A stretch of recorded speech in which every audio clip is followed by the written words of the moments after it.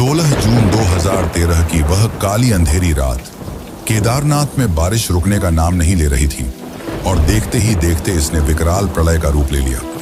बिजलियां कड़क रही थीं, पहाड़ टूट रहे थे, जल प्रलय चारों ओर तबाही मचा रहे थे। लेकिन जब यह प्रलय केदारनाथ मंदिर की ओर बढ़ा, तभी पीछे से अचानक एक बड़ा सा चट्टान मंदिर के पीछे आकर टिक गया, जिसने प्रलय के रुख को मोड़ दिया और मंदिर को बचा लिया। क्या यह केवल एक संयोग था या शिव की माया? क्यों केदारनाथ मंदिर इतना रहस्यमयी है? इसके पीछे की असली सच्चाई क्या है और किसने इस मंदिर को बनवाया? यह मंदिर साल में सिर्फ 6 महीने खुला रहता है और बाकी के 6 महीने बंद। जब यह 6 महीने बर्फ के नीचे दबा रहता है, तब कैसे अंदर जलने वाला दीपक निरंतर जलता रहता है? हजारों साल पहले जब विज्ञान का नामो निशान नहीं था, तब कैसे इंटरलॉकिंग जैसी तकनीक का इस्तेमाल करके इस मंदिर को बनाया गया? कहा जाता है कि यह मंदिर 400 सालों तक बर्फ के नीचे दबा रहा, फिर भी इसकी दीवारों पर एक खरोच तक नहीं आई।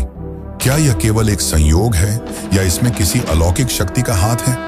यहाँ का शिवलिंग बाकी 12 ज्योतिर्लिंगों से काफी अलग है। हिमालय की गोद में बसा केदारनाथ मंदिर केवल एक मंदिर नहीं, बल्कि इसके अंदर कई ऐसे रहस्य समाये हुए हैं जो आपको हैरान कर देंगे। तो क्या आप इन रहस्यों को जानने के लिए तैयार हैं? तो चलिए चलते हैं केदारनाथ धाम की इस यात्रा पर, जो आपके होश उड़ा देगी।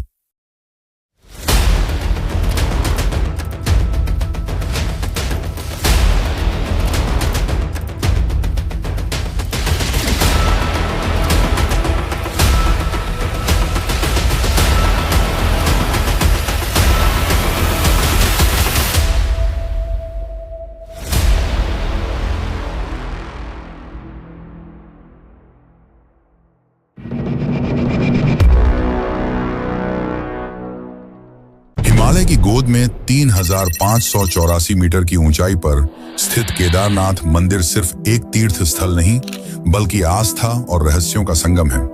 उत्तराखंड के रुद्रप्रयाग जिले में स्थित यह मंदिर 4 धामों में से एक है और पंच केदार में सबसे प्रमुख माना जाता है। यहाँ का मौसम अत्यंत कठोर है। सर्दियों में तापमान -20 डिग्री सेल्सियस तक गिर जाता है और भारी बर्फबारी के कारण मंदिर 6 महीने के लिए बंद कर दिया जाता है। 16 जून 2013 ये वह दिन था जब प्रकृति ने अपनी विनाशकारी शक्ति का प्रदर्शन किया। शाम को अचानक केदारनाथ घाटी में बादल फटा और भारी बारिश शुरू हो गई। कुछ ही घंटों में पानी का स्तर इतना बढ़ गया कि मंदाकिनी और सरस्वती नदियों ने विकराल रूप ले लिया। सिर्फ 48 घंटे में पूरे उत्तराखंड में 340 मिलीमीटर बारिश दर्ज की गई। इतनी बारिश जो सामान्य तौर पर पूरे महीने में होती थी। मंदाकिनी नदी का जल स्तर 6 फीट प्रति सेकंड की रफ्तार से बढ़ता जा रहा था। 15,000 से ज्यादा घर, पुल और दुकानें पूरी तरह बह चुकी थीं। लेकिन असली तबाही तब शुरू हुई जब केदारनाथ मंदिर के पीछे की चौराबाड़ी झील का ग्लेशियर टूटकर मंदिर की ओर बढ़ने लगा। 1.5 किलोमीटर चौड़ी झील, जिसमें लाखों टन पानी भरा था, अब टूटकर बड़ी तेजी से अपनी राह में आने वाली हर चीज को मिटाते हुए मंदिर की ओर बढ़ रही थी। लेकिन तभी अचानक एक विशाल चट्टान केदारनाथ मंदिर के ठीक पीछे आकर रुक गई और उसके बाद बाढ़ का पूरा प्रवाह मंदिर के दोनों तरफ से निकल गया। ये विशाल चट्टान लगभग 20 फीट ऊंची और 30 टन भारी थी। अगर यह पत्थर अपनी सही जगह पर न रुकता तो मंदिर पूरी तरह तबाह हो सकता था। क्या यह केवल एक संयोग था या शिव की महिमा? यह चट्टान ठीक मंदिर के पीछे आकर कैसे रुक गई? स्थानीय लोगों और श्रद्धालुओं ने इस पत्थर को भीमशिला नाम दिया, क्योंकि मान्यता है कि इसका संबंध महाभारत के भीम से है। आज भी भीमशिला केदारनाथ मंदिर के पीछे स्थित है और हर श्रद्धालु इसे देखने के लिए वहां जाता है। यह सिर्फ एक चट्टान नहीं, बल्कि आस्था और चमत्कार का प्रतीक बन चुका है। वैसे क्या आपने कभी सोचा है कि बर्फीले सुनसान पहाड़ों के बीच इतनी भव्य मंदिर को कैसे बनाया गया होगा? कैसे हमारे पूर्वजों ने इंटरलॉकिंग तकनीक का उपयोग किया होगा? तो चलिए जानते हैं। और अगर आपको यह वीडियो अच्छी लग रही है तो कमेंट में हर हर महादेव जरूर लिखें।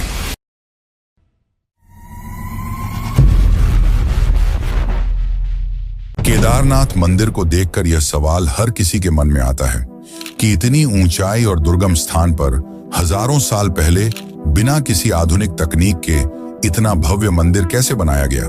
क्या इसे देवताओं ने बनाया या फिर प्राचीन भारत की इंजीनियरिंग इतनी विकसित थी कि आज भी वैज्ञानिक इस रहस्य को पूरी तरह सुलझा नहीं पाए। इस मंदिर को बनाने के लिए विशाल पत्थरों का प्रयोग किया गया है। यह मंदिर विशाल भूरे रंग के पत्थरों से बना है, जिसे केदर गिनाइस भी कहा जाता है, जो कि 6 से 8 टन भारी है। ये पत्थर 20 से 30 किलोमीटर दूर से लाए गए थे, क्योंकि इस क्षेत्र में यह प्राकृतिक रूप से नहीं मिलते। पर सवाल तो यह है कि इतने भारी पत्थरों को 12,000 फीट की ऊंचाई तक कैसे पहुंचाया गया, जब ना तो कोई आधुनिक मशीन थी और ना ही कोई सड़क। सबसे चौंकाने वाली बात तो यह है कि मंदिर में किसी भी पत्थर को जोड़ने के लिए सीमेंट या गारा का प्रयोग नहीं किया गया है, बल्कि पत्थरों को इंटरलॉकिंग तकनीक से जोड़ा गया है, जिससे यह बिना किसी बाहरी सहारे के मजबूती से टिके रहते हैं। और 2013 की आपदा में यह सिद्ध भी हो गया कि मंदिर की संरचना आज के किसी भी आधुनिक इमारत से कहीं अधिक मजबूत है। पत्थरों का भार और इंटरलॉकिंग डिजाइन इस तरह से किया गया है कि यह तूफान, बर्फबारी और भूकंप झेल सके। 2013 की आपदा के बाद भारतीय पुरातत्व सर्वेक्षण यानी कि आर्कियोलॉजिकल सर्वे ऑफ इंडिया के वैज्ञानिकों ने केदारनाथ के पत्थरों की कार्बन डेटिंग और अन्य जांच की। इसमें उन्होंने यह पाया कि यह मंदिर लगभग 1200 से 1500 साल पुराना है, यानी कि 8वीं से 10वीं शताब्दी के बीच बनाया गया है। लेकिन हिंदू मान्यताओं के अनुसार इसका इतिहास महाभारत काल से जुड़ा हुआ है, यानी कि यह मंदिर लगभग 5000 साल पुराना है। तो क्या यह मंदिर सच में 5000 साल पुराना है और इसे पांडवों ने बनाया था, या फिर 8वीं शताब्दी में जगत गुरु आदि शंकराचार्य ने इसे बनाया? यह काफी दिलचस्प और रहस्यमय कहानी है। तो चलिए जानते हैं कि केदारनाथ मंदिर को किसने बनाया।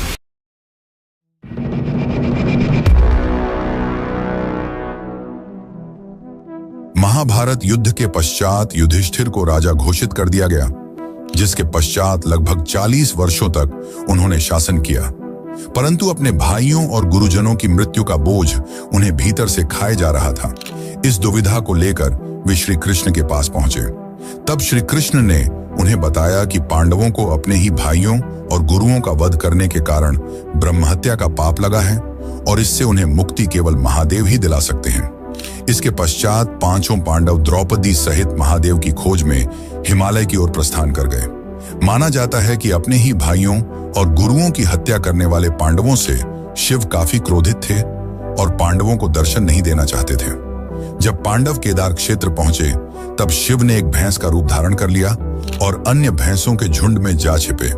यह देखकर भीम ने अपनी दोनों टांगे फैला लीं और सभी भैंसों को उनके नीचे से गुजरने के लिए विवश कर दिया।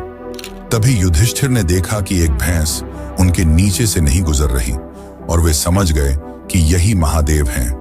जैसे ही भीम ने उसे पकड़ने की कोशिश की, वह धरती में समाने लगे, लेकिन भीम ने उसे जोर से खींच लिया, जिससे भैंस का कुबड़ यानी पीठ का भाग बाहर रह गया।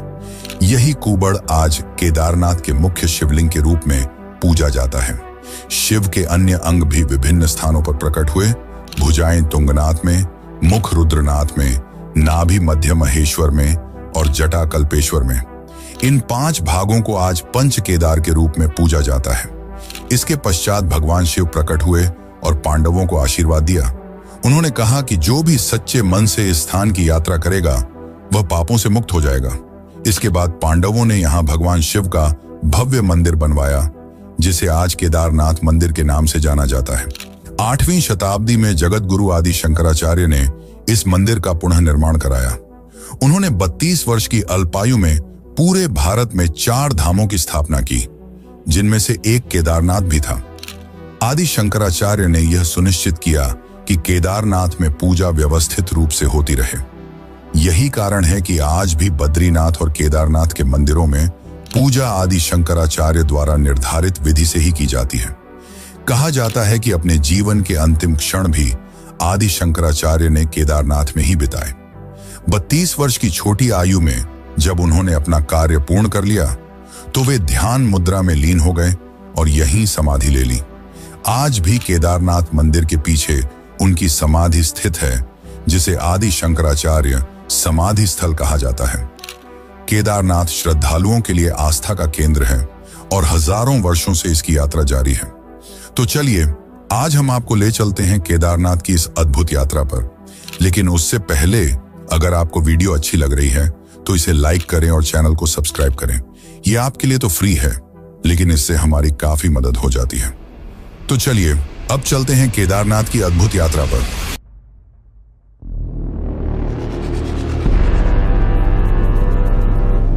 हजारों वर्षों से केदारनाथ यात्रा श्रद्धालुओं के लिए आस्था, साहस और भक्ति का प्रतीक रही है। समुद्र तल से 3,583 मीटर की ऊंचाई पर स्थित यह मंदिर हिमालय की ऊंचाइयों में बसा हुआ है, जहां तक पहुंचने के लिए श्रद्धालुओं को कठिन रास्तों और दुर्गम पहाड़ों से गुजरना पड़ता है। केदारनाथ तक पहुंचने के लिए कोई भी सीधा रास्ता नहीं है। इसका सबसे नजदीकी रेलवे स्टेशन ऋषिकेश है, जो करीब 210 किलोमीटर दूर स्थित है। यहां से श्रद्धालुओं को आगे का सफर सड़क मार्ग से ही करना होता है। ऋषिकेश से सोनप्रयाग तक का सफर मुख्य रूप से सड़क मार्ग से तय किया जाता है। यह सफर करीब 10 घंटे का होता है। सोनप्रयाग के आगे निजी वाहनों की अनुमति नहीं होती, इसलिए यात्री 5 किलोमीटर का सफर सिर्फ सरकारी जीपों से तय कर सकते हैं। यह सफर बेहद संकरा और खतरनाक पहाड़ी रास्तों से होकर गुजरता है। गौरीकुंड, जो केदारनाथ यात्रा का आधार शिविर माना जाता है, माता पार्वती की तपस्या से जुड़ा हुआ स्थान है। यहीं उन्होंने भगवान शिव को पाने के लिए साधना की थी। गौरीकुंड से ही केदारनाथ की 16 किलोमीटर लंबी कठिन पैदल यात्रा शुरू होती है और यही केदारनाथ यात्रा का सबसे कठिन हिस्सा है। इस यात्रा में श्रद्धालु को कई मुश्किल पड़ावों से गुजरना पड़ता है। 16 किलोमीटर की कठिन पैदल यात्रा के बाद जब यात्री केदारनाथ मंदिर के प्रांगण में प्रवेश करते हैं तो उनकी सारी थकान अपने आप गायब हो जाती है। हिमालय की गोद में स्थित यह भव्य मंदिर अपनी आध्यात्मिक ऊर्जा से हर श्रद्धालु को एक अद्भुत शक्ति प्रदान करता है। यहाँ की ठंडी हवा, बर्फ से ढकी चोटियां और मंदाकिनी नदी का प्रवाह मानो एक अलग ही दुनिया में ले जाता है। केदारनाथ मंदिर के मुख्य द्वार पर पहुंचते ही श्रद्धालु हर हर महादेव के जयकारे लगाने लगते हैं। यहाँ दर्शन के लिए हर दिन हजारों श्रद्धालु आते हैं और विशेष रूप से मई से अक्टूबर के बीच ये संख्या लाखों में पहुंच जाती है। मंदिर में प्रवेश करने के बाद श्रद्धालु मुख्य शिवलिंग के दर्शन करते हैं, जो कि एक त्रिकोणाकार काले पत्थर के रूप में है। मान्यता है कि यही भगवान शिव का कुबड़ है, जिसे उन्होंने पांडवों को दर्शन देने के समय प्रकट किया था। मंदिर हर सुबह 4 बजे खुलता है और रात 9 बजे बंद होता है। सुबह 4 बजे शिवलिंग की अभिषेक पूजा होती है, जिसमें भाग लेने के लिए विशेष बुकिंग करनी पड़ती है। इसके पश्चात शाम 7 बजे भोलेनाथ की आरती होती है, जिसमें श्रद्धालु बढ़ चढ़कर भाग लेते हैं। केदारनाथ यात्रा केवल तीर्थ यात्रा नहीं, बल्कि आस्था, साहस और श्रद्धा की परीक्षा भी है। यह यात्रा हमें सिखाती है कि कठिनाइयों के बावजूद जब हम सच्चे मन से किसी लक्ष्य को प्राप्त करने के लिए निकलते हैं, तो भगवान की कृपा हमें सही मार्ग दिखाती है। इस मंदिर के बारे में एक रहस्य ऐसा भी है जिसने वैज्ञानिकों को भी चौंका दिया है। केदारनाथ मंदिर लगभग 400 वर्षों तक ग्लेशियर के नीचे दबा रहा, लेकिन इसके बावजूद मंदिर को कुछ नहीं हुआ। आपको बता दें कि ग्लेशियर में सिर्फ बर्फ नहीं होती, बल्कि उसमें पत्थर, मिट्टी और अन्य कठोर तत्व भी होते हैं। यानी कि अगर केदारनाथ की जगह कोई और मंदिर होता तो वह कब का नष्ट हो चुका होता, लेकिन केदारनाथ को कुछ नहीं हुआ। तो चलिए अब जानते हैं इस अद्भुत रहस्य को।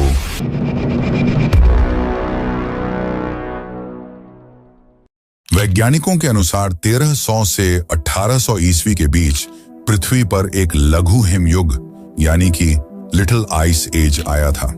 इस दौरान हिमालय में भारी हिमपात हुआ, जिससे केदारनाथ पूरी तरह बर्फ के नीचे दब गया। लगभग 400 वर्षों तक यह मंदिर बर्फ की मोटी चादर के बीच दबा रहा, लेकिन जब 400 सालों बाद बर्फ पिघली तो मंदिर ज्यों का त्यों खड़ा था, उसे एक खरोंच तक नहीं आई थी। वादिया इंस्टीट्यूट ऑफ हिमालयन जियोलॉजी ने इस पर विस्तृत अध्ययन किया और बताया कि यह मंदिर इस प्रकार बनाया गया है कि यह सभी प्राकृतिक आपदाओं को सहन कर सकता है। मंदिर के निर्माण में इंटरलॉकिंग तकनीक का उपयोग किया गया है। इस तकनीक में पत्थरों को इस प्रकार काटा जाता है कि वे एक दूसरे में पूरी तरह फिट हो जाएं। इस तकनीक का लाभ यह हुआ कि जब बर्फ का दबाव पड़ा तो मंदिर की दीवारों ने इसे सहन कर लिया और पत्थर अपनी जगह से हिले तक नहीं। भले ही यह मंदिर 400 वर्षों तक बर्फ में दबा रहा, लेकिन आज भी यह साल में सिर्फ 6 महीने ही खुला रहता है और बाकी 6 महीने बर्फ में दबा रहता है। माना जाता है कि इस दौरान यक्ष और गंधर्व स्वयं इस मंदिर में आकर भगवान शिव की पूजा करते हैं। लेकिन क्या आपने कभी सोचा है कि इसके पीछे का रहस्य क्या है? तो चलिए जानते हैं।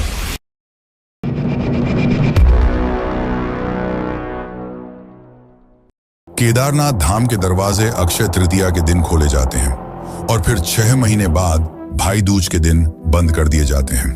हजारों साल पुराने इस मंदिर में पूजा बड़े ही विधि विधान से की जाती है।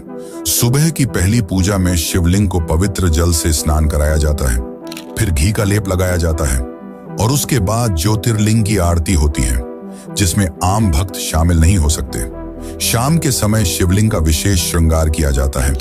इस दौरान भक्त केवल दूर से ही भगवान के दर्शन कर सकते हैं। कहा जाता है कि भले ही दुनिया इधर से उधर हो जाए, लेकिन केदारनाथ की पूजा कभी खंडित नहीं हो सकती।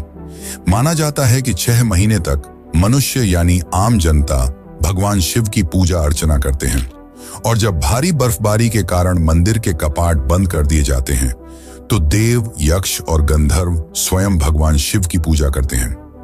कई बार जब कपाट खोले जाते हैं तो मंदिर के अंदर बेलपत्र, फूल और अन्य पूजन सामग्री ताजा अवस्था में मिलती है, जो इस रहस्य को और भी गहरा बना देती है। केदारनाथ के दरवाजे बंद होने पर भगवान शिव की पंचमुखी चांदी की मूर्ति को ऊखी मठ के ओंकारेश्वर मंदिर में ले जाया जाता है, जहां अगले 6 महीने तक उसकी पूजा की जाती है।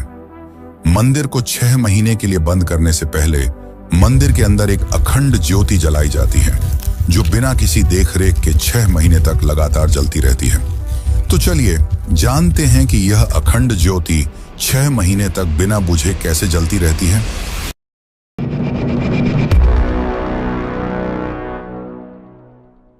केदारनाथ मंदिर में एक ऐसा चमत्कार होता है जो विज्ञान के सारे तर्कों को चुनौती देता है। जब मंदिर के कपाट 6 महीने के लिए बंद किए जाते हैं, तब गर्भगृह में जलने वाला एक दीपक लगातार 6 महीने तक बिना बुझे प्रज्वलित रहता है। यह कोई साधारण दीपक नहीं, बल्कि श्रद्धा, आस्था और दिव्य शक्ति का प्रतीक है। आप ही सोचिए, 6 महीने तक मंदिर का द्वार नहीं खुलता, बाहर चारों तरफ कई फीट मोटी बर्फ जमी होती है, तापमान 0 से -20 डिग्री सेल्सियस नीचे तक गिर जाता है। ऐसे वातावरण में न तो हवा का संचार होता है और न ही किसी भी प्रकार की बाहरी गतिविधि। ऐसे में सवाल उठता है कि आखिर बिना किसी देखरेख के वह दीपक कैसे जलता रहता है? घी समाप्त क्यों नहीं होता? बिना ऑक्सीजन के वह लौ कैसे प्रज्वलित रहती है? विज्ञान के पास इन सभी सवालों का कोई जवाब नहीं है, पर माना जाता है कि जब 6 महीने तक यक्ष और गंधर्व शिव की पूजा करते हैं, तब वे ही इस दीपक को जलाए रखते हैं। चाहे इसे आस्था कहें या चमत्कार, लेकिन यह तथ्य है कि हर साल जब कपाट खोले जाते हैं तो वह दीपक जलता हुआ पाया जाता है। यह देखकर भक्तों की आस्था और भी मजबूत हो जाती है। यह केवल एक दीपक नहीं, बल्कि भगवान शिव की उपस्थिति का प्रमाण है, जो दर्शाता है कि केदारनाथ केवल एक मंदिर नहीं, बल्कि दिव्य शक्ति का केंद्र है। और ऐसे ही भगवान शिव की उपस्थिति का प्रमाण देती है एक सच्ची घटना। तो चलिए जानते हैं उस रोचक सच्ची घटना के बारे में।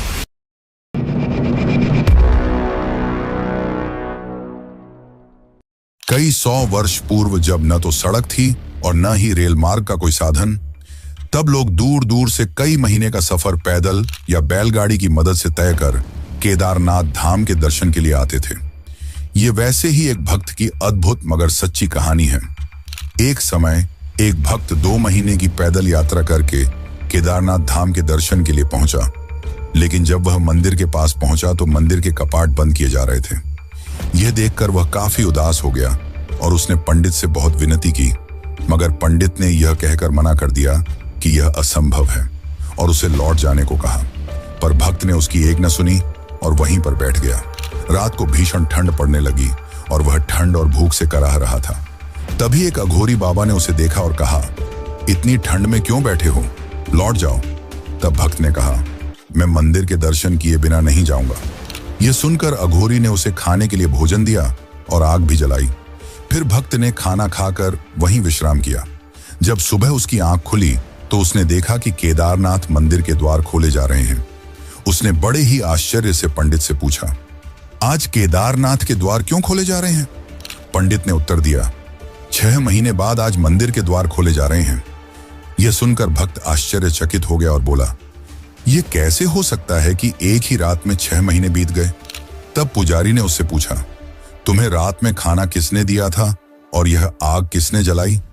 भक्त ने उत्तर दिया, एक अघोरी बाबा थे जिनकी लंबी जटाएं थीं और उन्होंने रुद्राक्ष धारण किया हुआ था, और हां, उनके हाथ में त्रिशूल और डमरू भी था। यह सुनकर पंडित समझ गए कि वह कोई और नहीं बल्कि स्वयं महादेव थे जिन्होंने अपने भक्त की रक्षा की। वैसे केदारनाथ में उसके पुजारी की भी काफी चर्चा होती है। यहाँ के पुजारी की अनूठी परंपरा भी लोगों के लिए कौतूहल का विषय है। तो चलिए अब जानते हैं केदारनाथ के पुजारी के बारे में।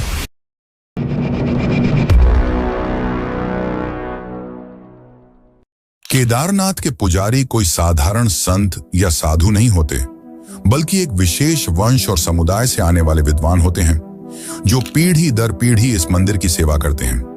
मंदिर के मुख्य पुजारी को रावल कहा जाता है।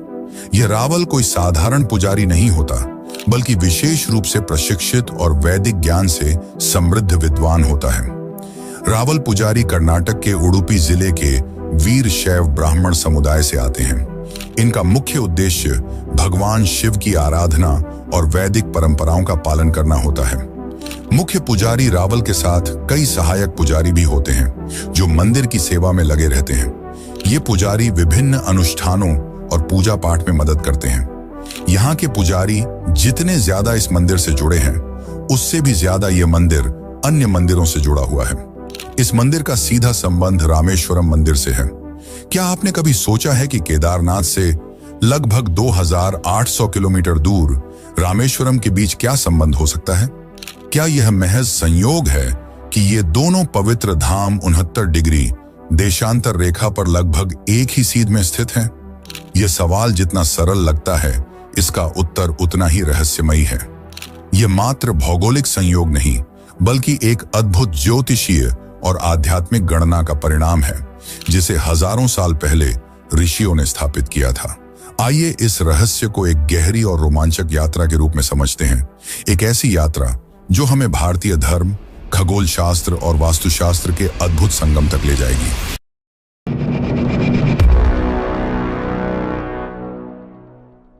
अगर हम भारत का नक्शा उठाकर देखें तो एक चौंकाने वाली बात सामने आती है। केदारनाथ से लेकर रामेश्वरम तक के प्रमुख शिव मंदिर लगभग 79 डिग्री देशांतर रेखा पर स्थित हैं, यानी एक ही सीध में हैं। इन मंदिरों को जोड़ने पर एक सीधी रेखा बनती है। इस भक्ति पथ में आने वाले प्रमुख मंदिर हैं केदारनाथ, फिर मध्य प्रदेश में कालेश्वर और ओंकारेश्वर मंदिर, उसके बाद उज्जैन का महाकालेश्वर मंदिर और अंत में तमिलनाडु का रामेश्वरम मंदिर। अब सवाल यह उठता है कि प्राचीन भारत के ऋषियों और वास्तुशास्त्रियों को इस बात की जानकारी कैसे थी? प्राचीन भारतीय ग्रंथों के अनुसार यह दुनिया केवल भौतिक नहीं है, बल्कि ऊर्जा के स्तर पर भी काम करती है। शिव, जिन्हें सृजन और संहार का देवता माना जाता है, ऊर्जा के एक विराट स्रोत हैं। 79 डिग्री देशांतर पर शिव के इतने महत्वपूर्ण मंदिरों का होना यह दर्शाता है कि यह कोई साधारण संयोग नहीं, बल्कि एक आध्यात्मिक ऊर्जा रेखा हो सकती है, जिसे आज की भाषा में ली लाइन कहा जाता है। पश्चिमी विद्वानों के अनुसार दुनिया में कुछ ऊर्जा रेखाएं होती हैं जो विभिन्न आध्यात्मिक स्थलों को आपस में जोड़ती हैं। इन रेखाओं पर स्थित स्थानों में एक विशेष ऊर्जा होती है, जिससे वहां ध्यान और साधना करने पर दिव्य अनुभव प्राप्त होता है। भारतीय परंपरा में इसे नाड़ी मंडल और वास्तु चक्र के रूप में भी जाना जाता है। ऋषि मुनियों ने इस ऊर्जा प्रवाह को समझकर ही इन मंदिरों को ठीक 79 डिग्री देशांतर पर स्थापित किया था।